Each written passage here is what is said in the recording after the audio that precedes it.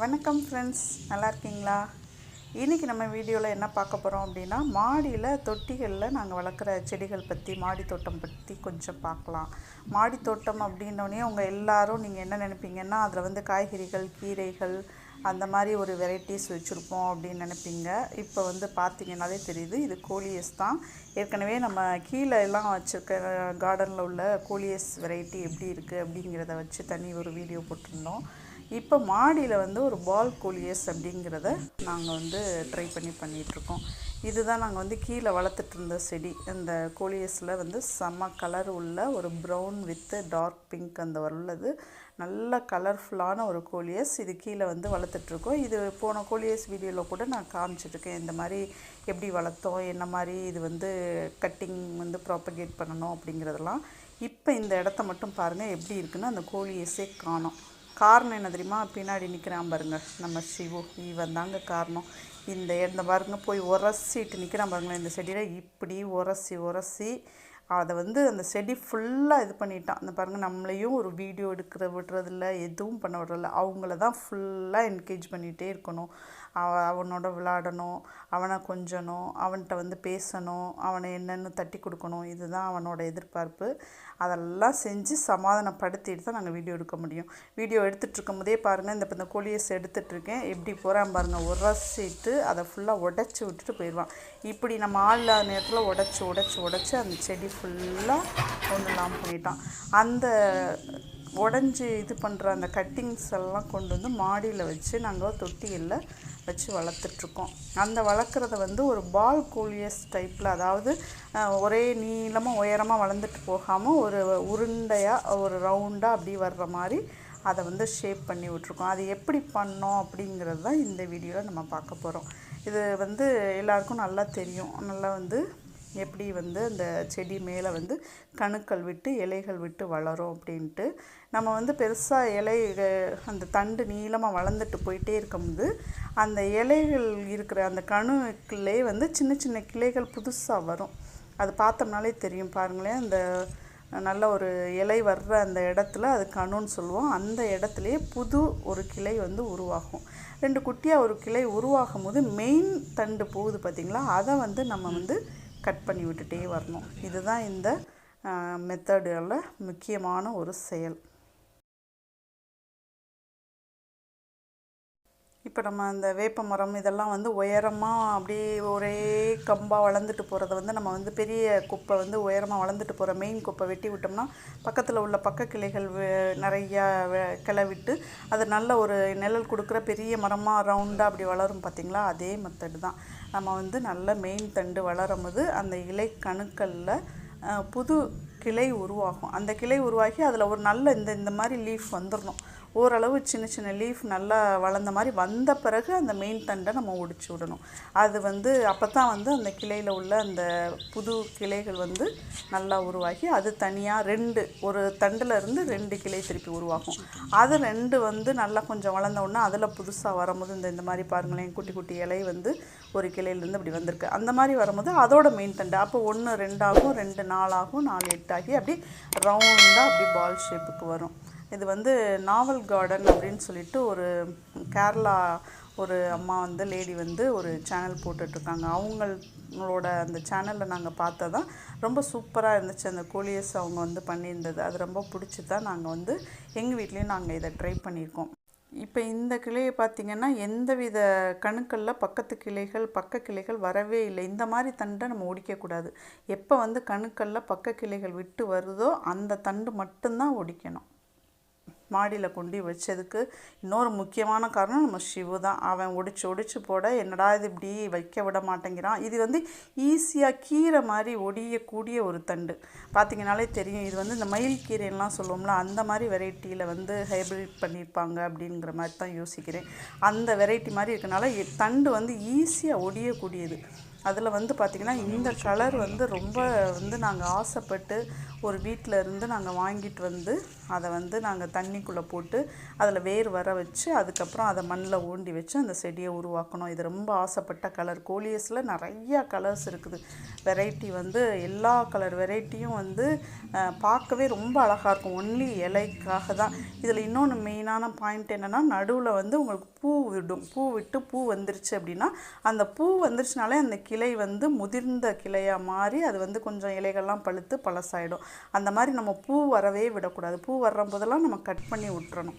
Cut பண்ணி விட்டுட்டோம் அப்படின்னா தான் அந்த இலை வந்து நல்லா புது கிளைகள் விட்டு நல்லா செழிப்பாக எப்போதுமே இருக்கும். இந்த பாருங்களேன், இலைகள் வர்ற அந்த கணு பகுதியில் புது கிளை உருவாகுது பாருங்கள். ரெண்டு குட்டி குட்டி இலையாக உருவாகுது.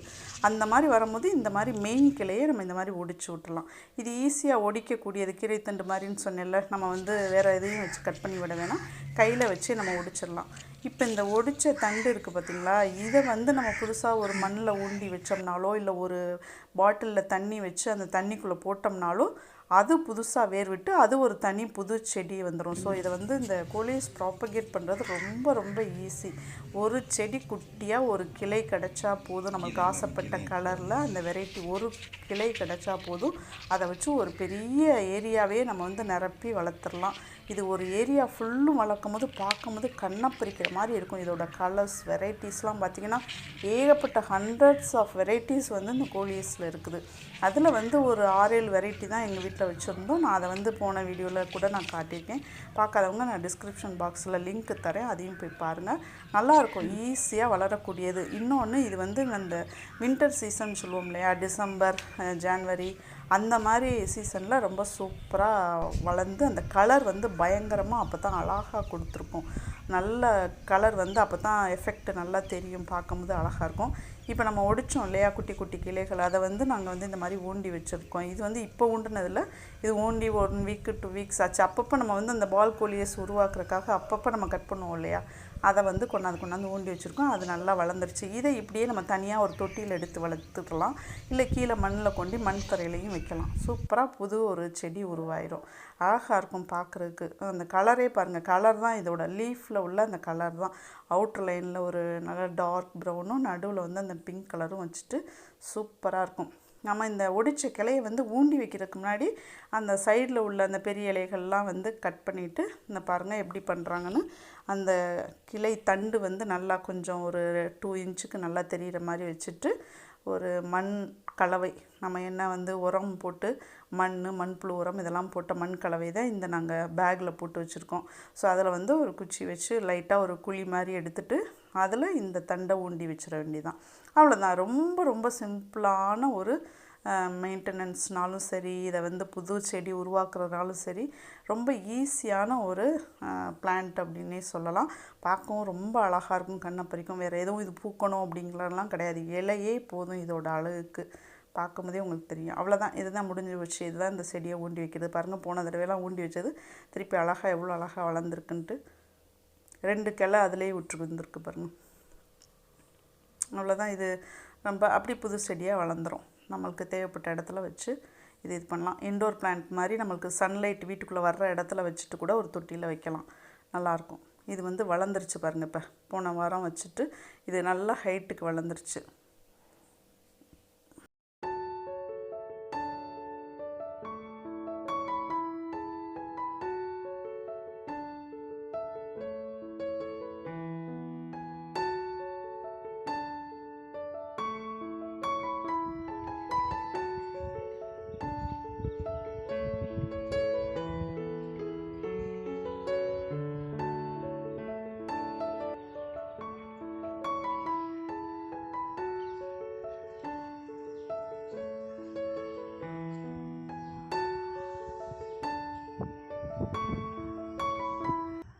இது பாருங்கள், இந்த கீழே உள்ள பெரிய பிளான்ட்டில் ஷூ ஒடித்த உடனே எங்களுக்கு மனசே கேட்கல. இவ்வளோ அழகாக வளர்த்து ஆசைப்பட்டு வாங்கிட்டு வந்து வளர்த்து வச்சோம், இப்படி பண்ணிட்டானேன்னு அதை கொண்டு வந்து இந்த தொட்டியில் ஊண்டி வச்சு நாங்கள் கொண்டு வந்தது தான் இந்த மாதிரி செடியாக பெருசாக கொண்டு வந்திருக்கோம். இந்த 2 வெரைட்டியும் பார்க்குறதுக்கு ரொம்ப அழகாக இருக்கும். இன்னொன்று ஒரு சாக்லேட் வெரைட்டி இருக்குது, அதுவும் நான் போன இதில் கோலியஸ் வீடியோவில் காட்டியிருக்கேன் பாருங்கள். செம்மையாக இருக்கும் அந்த இலை லீஃப் பார்க்குறதுக்கு. இப்போ பாருங்கள், இந்த நடு தண்டு வந்து நம்ம ஒடித்தோன்னா பக்கத்தில் உள்ள அந்த 2 கிளைகள் அப்படியே அழகாக வருது பாருங்கள். நடு தண்டு ஒடிச்சாச்சு. அதிலேருந்து 2 கிளை வந்துருச்சு. ஸோ இது ரெண்டும் இப்படி வளர ஆரம்பிச்சிடும். ஒரு கிளையிலேருந்து 2 கிளை எடுத்து வந்துருச்சு. இந்த கலர் வெரைட்டி வந்து ரொம்ப சூப்பராக கண்ணை பறிக்கிற மாதிரி இருக்குது. அப்படியே ஒரு அவுட்டர் லைனில் மட்டும் அப்படியே லைட் ஷேடில் க்ரீன் போட்டு விட்ட மாதிரி, நடுவில் அந்த டார்க் மெரூன் கலர் மாதிரிட்டு ரொம்ப அழகாக இருக்கும் பார்க்குறதுக்கு. இந்த பால் ஷேப்புக்கு இந்த கோலியஸ் வந்து ரொம்ப நல்லாயிருக்கும். நிறையா வந்து கட் பண்ணி விட்டு பால் ஷேப் கொண்டு வர்ற செடிகள்லாம் வெரைட்டிஸ் இருக்குது. இது ரொம்ப ஈஸியாக பண்ணலாம். மற்றதெல்லாம் கொஞ்சம் கூட தண்டு அந்த இலைகள்லாம் முளைச்சி வர்றதுக்கு ரொம்ப நேரம் ஆகும், ரொம்ப நாளாகும். அந்த தண்டை கட் பண்ணுறதுக்கு நம்மளுக்கு வந்து கொஞ்சம் கடினமாக இருக்கும். இது வந்து ரொம்ப எளிமையாக நம்ம இந்த ஷேப் கொண்டு வர்றதுக்கு ரொம்ப ஈஸியாக வந்து நம்ம இந்த டெவலப் பண்ணிடலாம். அந்த ஷேப்பு ரொம்ப பார்க்குறக்கு அழகாக இருந்துச்சு. இப்போ அந்த கட் பண்ணி விட்டதுலாம் 2 கிளை வர்றதை காமிச்சிட்ருக்கோம் பாருங்கள். இந்த கிளைகள்லேயே பார்த்திங்கன்னா பூ விடுற தண்டு பார்த்திங்கன்னா அதை கீழே உள்ள கணுக்களில் நிறையா கிளைகள் புதுசு உருவாயிருக்கும். பார்த்திங்கன்னா தெரியும், இந்த கிளையில் வந்து மேலே நுனியில் பூ உருவாக ஆரம்பிச்சிருச்சு. எவ்வளோ கணுக்களில் வந்து புதிய கிளைகள் உருவாயிருக்கு பாருங்கள். இதை வந்து நம்ம அந்த கணுவிலேருந்து 1 இன்ச்சு உயரம் விட்டுட்டு அப்படியே ஒடிச்சிடலாம். இந்த பிளான்ட்டை வந்து நம்ம வெயிலில் வைக்கும்போது பார்த்திங்கன்னா அந்த நண்பகல் வெயில்னு சொல்லுவோம் இல்லையா, ஒரு 12 மணிலேருந்து ஒரு 2-3 மணி வரையும் உள்ள ரொம்ப சிவியராக இருக்கும்ல சன்லைட், அந்த டைமில் வந்து வெயில் படாத மாதிரி உள்ள இடங்கள், அதாவது காலை வெயில் படும், அது இல்லைன்னா சாயங்காலம் வெயில் இறங்கும் போது கொஞ்சம் சன்லைட் கிடைக்கும்ல, அந்த மாதிரி இடத்த பார்த்து இதை வைக்கணும். இப்போ இந்த கிளையை பார்த்திங்கன்னா நடுவில் உள்ள மெயின் தண்டு ஒடிச்சாச்சு, 2 புது கிளை விட்டுருச்சு. ஆனாலும் அதில் நடுவில் பார்த்திங்கன்னா பூ விட ஆரம்பிச்சிருச்சு. ஸோ இது முதிர்ந்த கிளையாக மாறிடுச்சு. ஸோ இதையும் அடியில் ஒட்டுற மாதிரி நம்ம ஒடிச்சு விட்டோம்னா தான் புது கிளைகள் நல்லா ஃப்ரெஷ்ஷாக இளம் தண்டுகளாக வர ஆரம்பிக்கும். இல்லை உரம்லாம் அப்படின்னு பார்த்தோம்னா மண்புழு உரம் போட்டால் போதும்.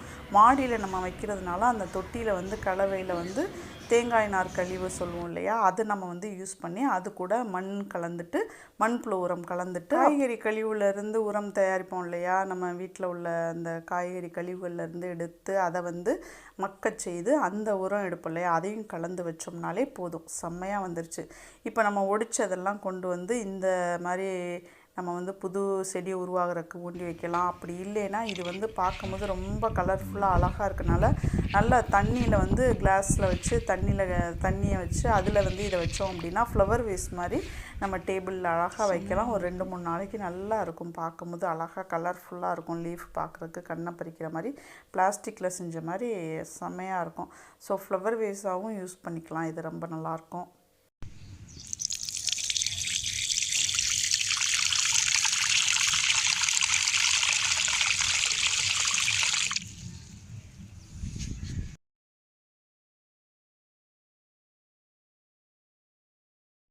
இதுக்கு தண்ணீர் விடும்போது பார்த்திங்கன்னா அதோட தூர் பகுதியை சுற்றி உள்ள மண்ணில் தான் விடணும். நம்ம டேரெக்டாக செடி மேலேயோ இல்லை செடி இலைகளில் தெளிக்கிறது அந்த மாதிரி பண்ணாமல் அந்த மண்ணில் சுற்றி அந்த செடியை சுற்றி படுற மாதிரி ஊற்றினா போதும்.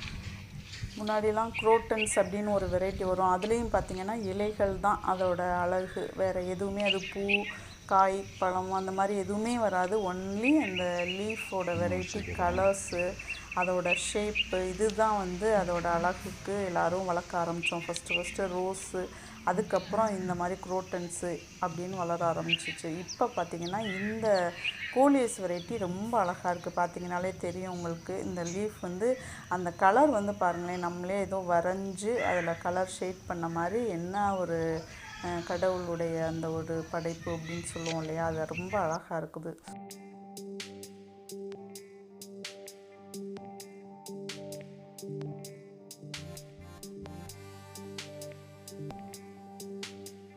இப்போ அந்த இலைகள்லாம் நிறையா இருக்கனால ஒரு ஃப்ளவர் வேஸ் செட் பண்ணி டேபிளில் வச்சிடலாம் அப்படின்னு சொல்லிட்டு பிளான் பண்ணிட்டோம். ஏன்னா நிறைய செடி ஊண்டி வச்சு நிறையா வந்துருச்சு புது செடிகள். ஒரே வெரைட்டி எவ்வளோ வைக்க முடியும்? ஸோ ஆனால் கீழே தூக்கி போடவும் மனசு வர மாட்டேங்குது. அந்த ஒடிக்கவே ஆக்சுவலாக மனசு வரல. இருந்தாலும் அது ஒடிச்சா தான் அது பார்க்க இளம் தண்டுகள் புதுசாக உருவாகி அழகாக இருக்கும் அப்படிங்கிற ஒரே காரணத்துக்காக தான் நம்ம வந்து இந்த இதை செய்கிறோம். அதுக்கப்புறமும் எவ்வளோ ஊண்டி வைக்கிறது அப்படின்ட்டு கொஞ்சம் ஃப்ளவர் வேஸ், அதுக்கப்புறம் சும்மா கீழே தான் போடுற மாதிரி இருக்கும்.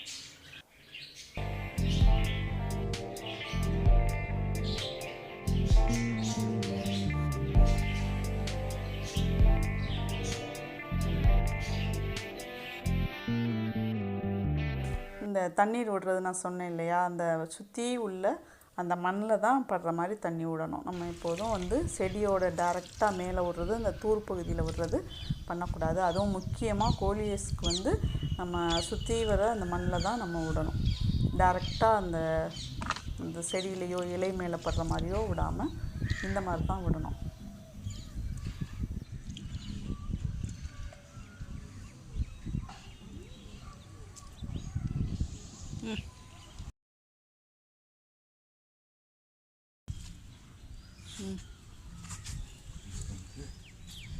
இடமே இல்லை.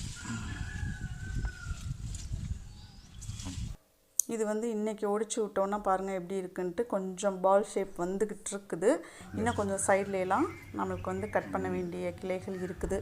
கொஞ்சம் கொஞ்சமாக பண்ணிவிட்டு அப்படியே நம்மளுக்கு பார்க்கும்போது தூரத்துலேருந்து பார்க்கணும்.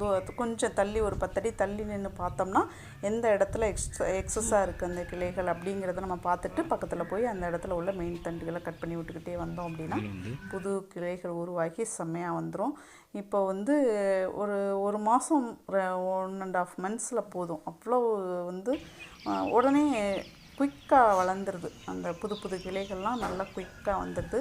ஒரு 10 நாள் ஒடிச்சதுக்கப்புறம் பார்த்திங்கன்னா என்ன அழகாக அது வந்து பால் ஷேப் உருவாயிருக்கு அப்படிங்கிறத அடுத்து 10 நாள் கழித்து எடுத்து காட்டுறோம் பாருங்கள் என்ன மாதிரி இருக்குதுன்னு. இப்போ 10 நாள் ஆயிடுச்சு. எப்படி அழகாக இருக்குது பாருங்கள். நல்லா ஒடிச்சு விட்டதெல்லாம் வந்து அப்போ பார்க்கும்போது சின்ன செடியாக தெரிஞ்சிச்சுல, இப்போ பாருங்கள் எவ்வளோ பெரிய செடியாக தெரியுது. அது பார்க்கவே அழகாக இருக்குங்க. காலையில் சன்லைட்டில் அந்த கலரு வந்து எப்படி ஒரு டார்க் ப்ரௌன் கலரில் அவ்வளோ அழகாக தளதளன்னு வளர்ந்த மாதிரி இருக்காது. நல்ல இந்த சீசன் குளிர்காலம் அப்படிங்கிறதுனால ரொம்ப அருமையாக சூப்பராக வளர்ந்துருக்கு.